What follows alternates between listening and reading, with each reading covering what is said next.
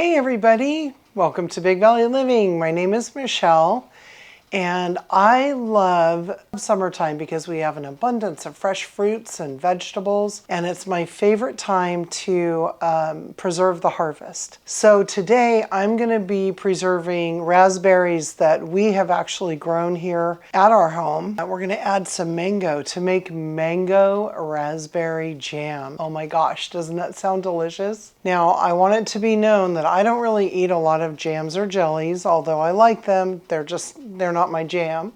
But I do very much enjoy making them for friends and family who enjoy sandwiches and putting it over cream cheese and having it with crackers on charcuterie boards. And that's why I'm going to go and make quite a few different flavors this year. And this one really intrigues me. Yesterday we picked 3 cups of fresh raspberries off of our raspberry row, and they crushed down to exactly 1.5 cups, which is what we need for this recipe. This video is a part of a collaboration that we took part in last year, and this year it is Jam It Up June 2024.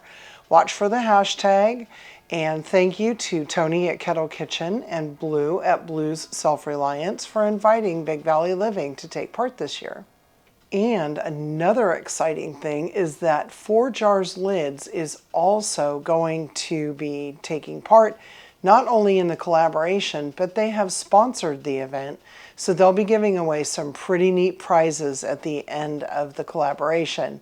The collaboration runs from June 1st to June 30th, and there will be a playlist on Tony's channel at Kettle Kitchen as well as Bloo's channel at Bloo's Self-Reliance. The book I'm using is the Ball Complete Book of Home Preserving. This was actually published in 2020 by the Rubbermaid Corporation, of all places. So I just wanted you to be aware of where we're getting this safe and tested recipe. And it is actually found on page 31 of this book. So what we are going to do here is go step by step on safe canning, although I'm going to try and do it quickly for you so that we can get this project underway. The first thing that I like to do is to make sure that I am going to identify which way I'm going to can. I could water bath can in the particular brand of steam canner that I have, or I could steam can. I am going to steam can today for several reasons. One, it uses much less water because you need to cover your jars by at least 1 to 2 inches of water. And I like to go on the safe side, so I always go by 2 to 2.5 inches above the lids of my jars. That's a lot of water. It makes for a heavy, heavy pan, and it wastes the water unless you let it cool down after you're finished canning and water your plants. I would highly suggest that you do that just so that you're not wasting water in the house. Now that I've identified which method I'm going to use, which is steam canning, I'm going to get the instruction manual out for my pan. Now, what we do as a matter of keeping all of our canning items together so that we can always double check ourselves and how we're going to be utilizing the tools we have is that we keep the manufacturer's instructions with the clean and dry pan. It just makes life so much easier. You're not hunting for it, and then you can pull it out. I always clean my pans and equipment before we can anyway, so I don't really worry about the fact that this may have been sitting on a counter before I put it away in the pan, okay? So cleanliness is next to godliness, and cleanliness will save your life. Our canner is a Harvest multi-use canner, and like I said, we can use it for water bath or steam canning, and really it depends on how much water that you're going to put into it and the orientation of the little stand that sits in the bottom of this particular unit. I will overlay a picture so that you can see it before everything's going. Now, it is worth noting that I've already cleaned all of my jars and my rings and all of my lids, and then I've also prepared all of my fruit, and I have everything measured out. That is the best, in my opinion, it's the best way to go, because when you have everything ready to go, when you start the canning process. Part of that process for me is that after I cleaned my pan, I'm looking at my stove, after I cleaned my pan, the lid, and the insert that goes into it, I went ahead and put in water. And according to my instructions, I need to put them to the bottom of the rack that is in my steam canner. And I am now preheating it, according to the instructions, up to 180 degrees. And I'm going to do that slowly because I have a lot of other work to do. But again, I've prepared all of my ingredients, and that's important. Another tip that I would like to give you is that when you're making jellies and jams, number one, it is not okay, it is not safe to double, triple, or quadruple a recipe when you're going to be canning. Do not do that. You will risk having inconsistencies in the cook time. These are tested recipes based on single batches only. Another thing is that hot sugary material, which you're going to get with fruits and when you're making jams and jellies, if you ever get boiled up on or you get a splatter, I'm going to tell you it's a feeling you'll never forget. So I always try and use a deeper pan. Now this isn't really huge. This is a 7-quart, but you will note that it's tall.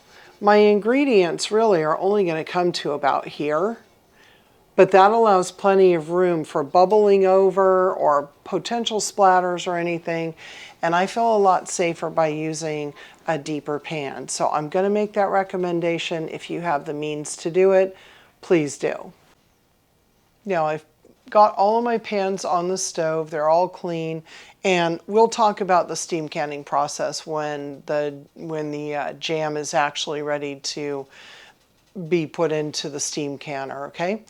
Another very important thing that you need to do every single time you can is that you need to clean and inspect your jars. I don't care if they are brand new out of a box. We have actually purchased brand new jars, and upon inspection, we either had a crack somewhere in the actual jar, or we had an imperfection, crack, chip, or whatnot here on the rim. So you want to make sure that all of your jars are clean. Wash them in hot soapy water. I put mine in the dishwasher and then I wash them in hot soapy water. And once they're rinsed off and we are getting ready to start making the actual jam, I will put them in a sink or a basin full of really, really hot water. Whenever you can, hot products, and all jams and jellies, maybe with very few exceptions, all jams and jellies are going to have to cook, and so they're going to be hot. So your jars also need to be hot. Now the manufacturer that we use for our lids is 4Jars, one of our sponsors. We very much love their product. Now 4Jars instructions tell you to put your, after washing and drying your lids, okay, is that we need to put them into a small pan and heat them through, okay? That's going to allow the seal compound to soften up a little bit and ensure a really nice, safe seal. So I've got all of these clean. My recipe says that I can get approximately 7 half-pint jars. Now these quilted jelly jars are what we like to use for jams and jellies because it's like a no-brainer, it's jam or jelly. But also they are, I just thought I saw crack, I didn't, okay. They are very, very handy. And so what we're gonna do is we have the 7, but I also put in an 8th jar just in case, as well as this, which is a 1/4 pint. This is half of this. And if I don't have enough to fill an 1/8, I'll probably have a little bit left. And if I have enough to do this guy, I'm going to can it as well. These make really, really nice gifts. Or if you are just going to be using your jam or jelly as maybe a sauce or a marinade over, say, a chicken breast or some pork roast or something, this is the perfect size. All right, okay, we're just about ready to get started, you guys, but it's very important that you're safe when you do home canning. No matter how many times you've canned a recipe, no matter how many times you have canned your own preserves and everything else, the best thing that you can do to make sure that you don't forget a step and make sure that you don't forget an ingredient is to read the recipe at least 2 times. I end up reading it I read it the day before to make sure I have all of the proper ingredients. I read it that very same night just to make sure. And then probably, the morning of, still make sure I have everything going on. And then right before I'm getting ready to make it, I just keep my little book handy as I'm getting all of my ingredients together. And I refer to it often. Another thing you're going to want is to make sure that you have a reliable timer, because canning requires some precise timing, and it's better to already have that sitting there and ready to go.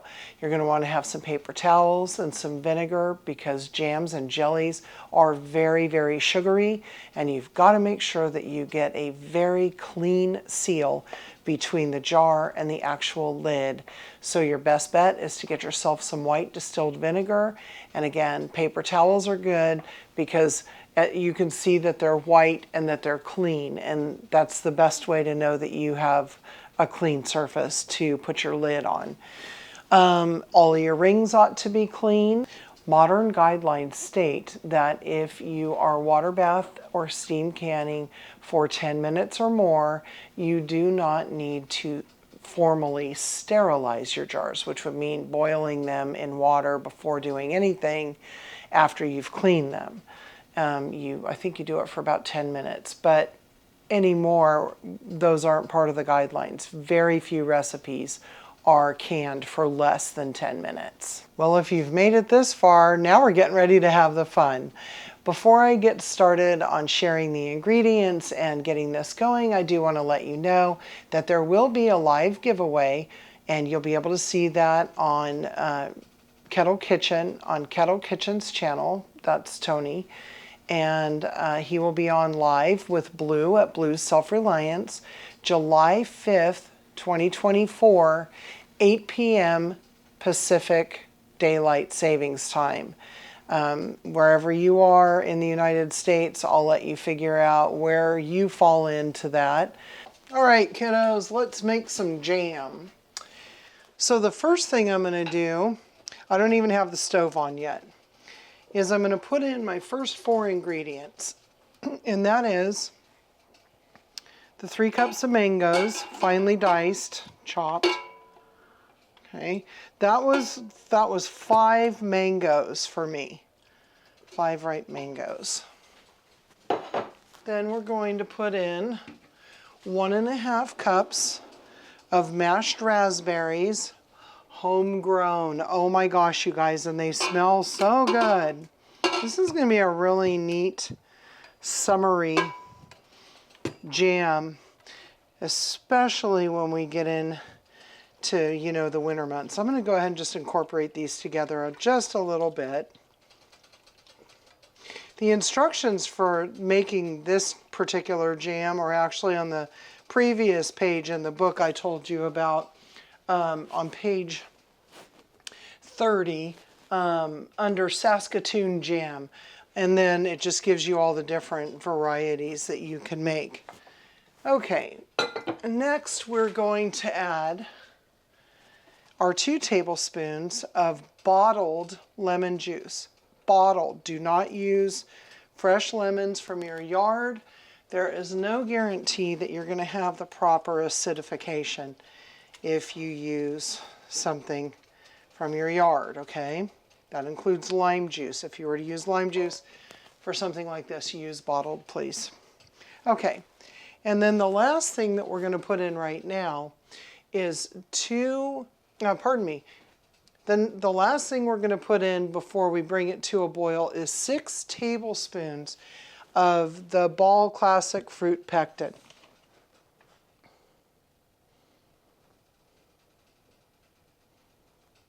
Okay, now that pause was me checking once again that I had all of the right ingredients and that I'm following the instructions as they're written. I wanted to make sure I needed to add the pectin now. There we go. Now what we want to do, I'm going to give it a quick stir, but then I'm going to get a whisk and we're going to whisk it in. Make sure it's very well incorporated. And it looks like it's melting in there nicely. All right, so just get a little whisk, make sure. Ooh, this is going to be good. I've been looking forward to making this recipe and this video for about a week. I just had to get the time to do it. It's busy at work right now, and I decided to take on a couple of home projects out in the garden with my husband, so, you know, life happens. Okay, here we go. So now I'm going to go ahead and turn this on, and I am turning the pan on. I have an electric stove. I'm going to turn it on to 9, and that is going to cook until it comes to a boil, and that's when I'll bring you back. It took less than a minute to bring this up to the point where it's beginning to boil. So I just want you all to know that it doesn't take long. Don't step away. I turned around and rinsed out my bowls and put them in the dishwasher, and I mean, it's literally steps away, and it started making that boiling sound. This would be a really good time to show you some really neat tools that I was asked to give a review on by a company called Simply. And these are heat safe tools with wooden handles, and then also with silicone bottoms. There's a whole set of them here. I can show you a few of them. Look at that. And they're heat safe, like I said. Now, the one thing I would do is that these are unfinished tools. This is pretty good too. I like it. Anyway, the wood is unfinished, and I'm going to tell you right now, I don't like the feel of plain wood. So I actually put the same wax on there that on a couple of them. I wanted to show you how they come. But I actually put the stuff that you use for bamboo cutting boards. It's a conditioner, and I find that they're dishwasher safe by doing that. Don't soak them in water, but they are dishwasher safe. And it just feels better. It's a better feel to the hand. All right, so as soon as this comes to a boil, there we are. So we're going to take and we're going to put our 5½ cups of sugar in all at once. All at once. And we're going to stir it in. Grab your pot handle there because you don't want it to slip around on you, especially if you have a camera over the stove. Okay, so make sure you get it off the bottom. You want everything incorporated very well. I cannot tell you all how delicious it smells in here. We don't want any clumps of sugar.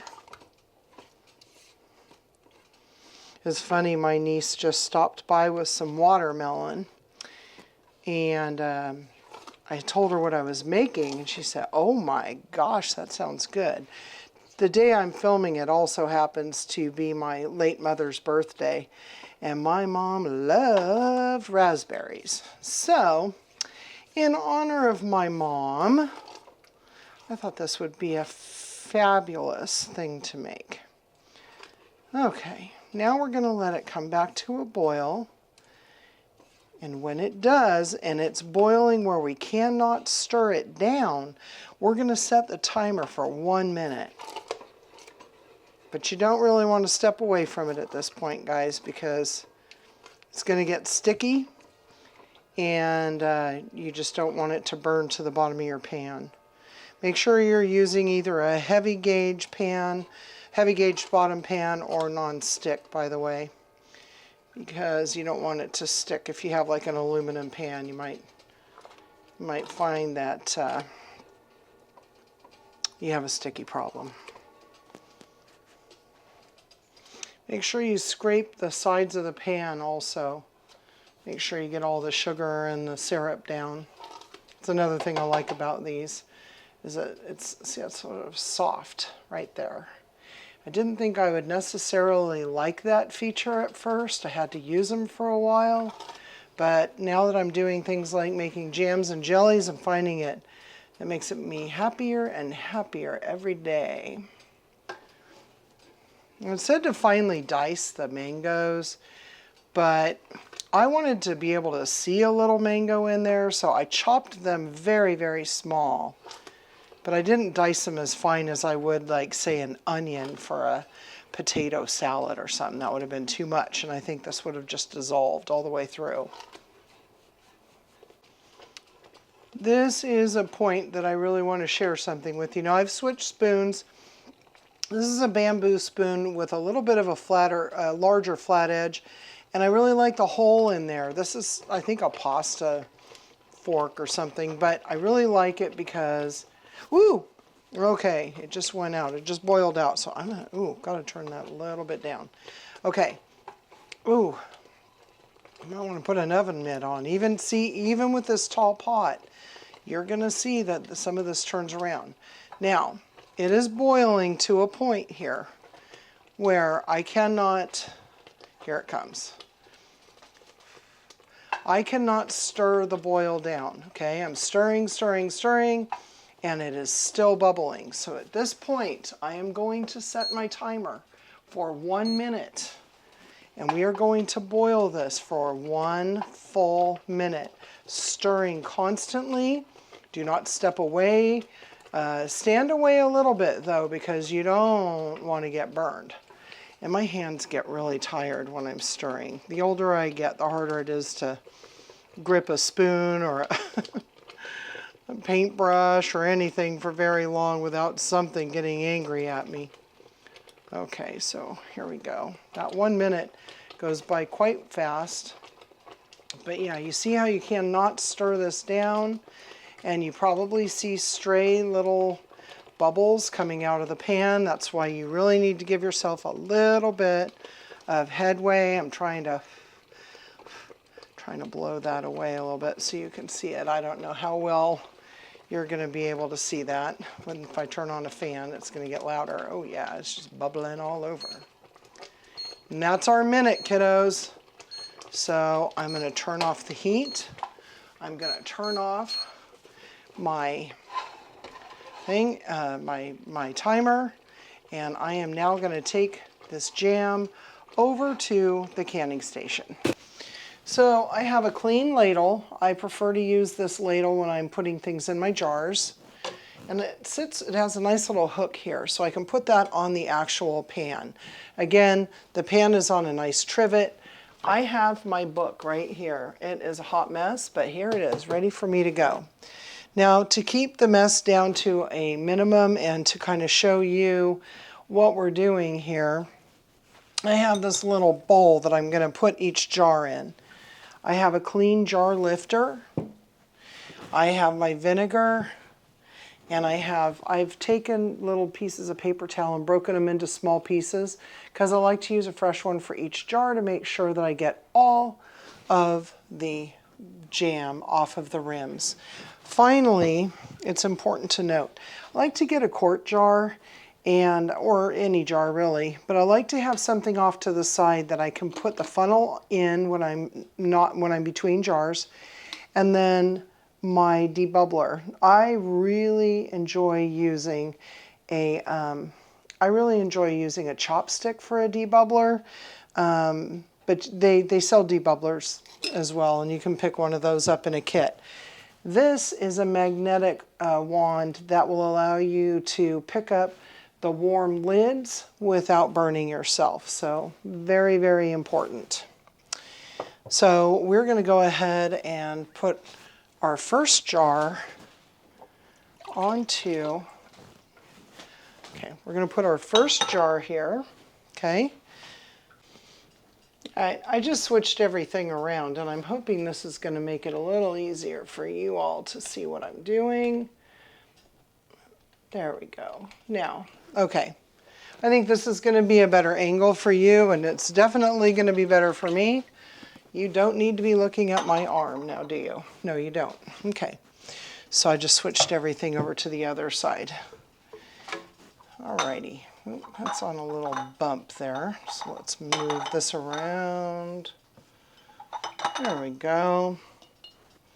Okay. I'm going to stir this up. If you had any foam, you would have want to skimmed it out of the pan, but this did not foam at all, and I'm very happy with that. After you've done this a few times, you start to get a feel for where you are on your levels. I think that's going to be just about perfect at our 1/4. Oh, look at that. As if. That might even be just a hair too much. So you could use like a picnic spoon or something, but I have these little Asian spoons for when I make pho. Okay, we have the 1/4 inch headspace. So now we're going to clean off the edge of this jar, making sure that we do not have any debris on top. Nice and clean. I brought my lids over so I wouldn't have to go across the kitchen because they're plenty hot. I'm going to place my lid on top of my clean jar. We're going to put a clean ring on the jar, center it on top, and now we're just going to do that fingertip tight, and this is ready for the canner. I am going to go test the canner temperature. It should be at 180 degrees Fahrenheit before we place everything in. That is according to the manufacturer's instructions of my particular unit. Please read the instructions for the canner that you are using. So I'm just going to use an instant read thermometer and make sure that the water is at 180. It's a little bit more than 180, so I'm going to turn it down a hair, but we are going to start putting these into our canner. And then I'll bring you back when everything's in there and show you how we steam can. I absolutely love it when it works out this way. Let me make sure you can see me. Okay, I love it when it works out this way. We got 7 jars, and they're in the canner now, getting ready to heat up to temperature. And this is why I like to get that little jar out, just in case we're going to have a smidge. Now, I don't think I'm going to have enough to can. I'm going to try, but if I can't hit that 1/4 inch headspace, then we're just going to put a plastic lid on this after it cools to room temperature. We're going to put it into the refrigerator, and we're going to be sure to use it within the next day or so. Okay? Yeah, I'm not going to do that. That would just be too much. And you know what? Mr. Big Valley Living JJ is going to need to taste this anyway. So that's what I'm going to do with that. Probably if I wouldn't have been so messy, I would have had enough to fill this all the way. But that's more like a 1/2 inch headspace, and that is not tested and safe. So I'd rather be safe than sorry, and we have a snack now. By the way, I got a tiny taste, and you know what? It's really good. Okay, we are over here at the steam canner, and what I want to show you is, according to my manufacturer's instructions, for our altitude. We need the red arrow right there to be 3/4 of the way through the darkest green. Now, right now, if you look at it from my vantage point, we're at just about a halfway through, okay? Oops, leaning against the stove there. Okay, so we need it to come up just a little bit, again, to about that 3/4 mark. And at that point, we're going to go ahead and start timing. And this recipe calls for a 10-minute water bath or steam can. I am not going to start the time until I'm satisfied that we're at the right point. And I'm adjusting my heat ever so slightly on my electric burner stove to bring it to that temperature. And then I want to maintain that steam at that level. Now I'm seeing it come up a little bit more. See how it's just ever so slightly coming up. You don't want it to go too quickly, obviously. I am actually going to start my timer. By the time I get over there and hit the 10 minutes, we'll be at the full 3/4. And I'm just going to leave the camera on for a moment for you.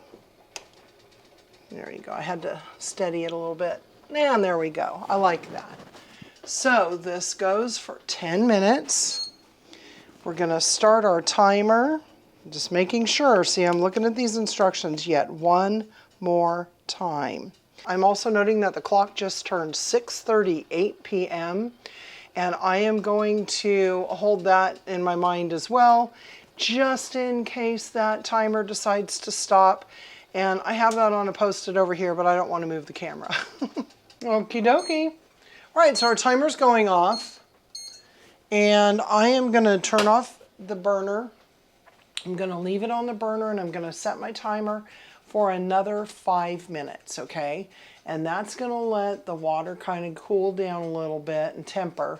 And that is what the instructions say to do in the actual canning recipe. And the mister came in and took a little taste test of the one that we're not going to can, and he really enjoyed it. This is a very, very bold but round, summery flavor. I think you're gonna love this jam. I have my cooling rack here. It's actually like what you use for cookies and baking. I just like to set my jars on top of something so that the air can flow around it, top and bottom. I'm going to have it right here, and then after a little while I'll probably push it more against the back of the backsplash there, where it will sit undisturbed for 18 to 24 hours. I work tomorrow, so when I get off work, I'll come home, make dinner, and we'll be right at that 24-hour mark where I will remove the rings. I'll check, obviously, to make sure that everything's sealed. If it didn't seal, the unsealed jars will go straight into the refrigerator and be consumed within a day or two. I almost think that everything is just about sealed at this point, though. But if they don't, they need to be consumed right away. So what you need to do, pull your jar out of the canner. Do not tip. Do not tip. Set it on your rack. Do the same with all the others. Yeah, I only have like one that hasn't sealed yet. So that makes me very happy, and I want to say thank you, 4Jars.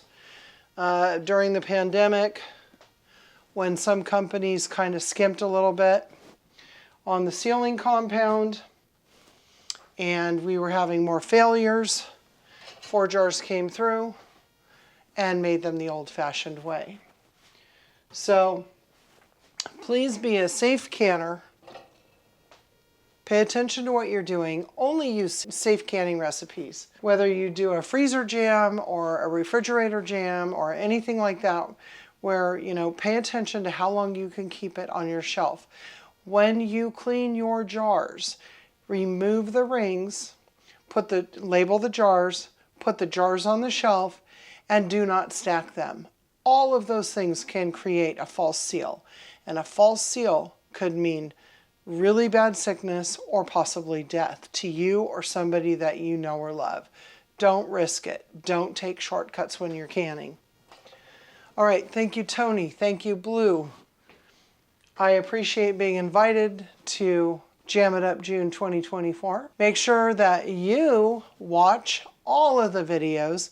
If you leave a kind, thoughtful, original comment on each one, you'll increase your chances to win a really cool prize when? July 5th, 8 p.m. Pacific Daylight Savings Time. Thanks a lot for visiting Big Valley Living. I'm Michelle. Please like, share, and subscribe with your friends. And please, please, please, if you decide to be a canner, which I hope you do, if you decide to be a canner, please follow all of the best practices. I'll drop some links below in my description for you to have some resources. Until then, see you later, everybody. Be kind.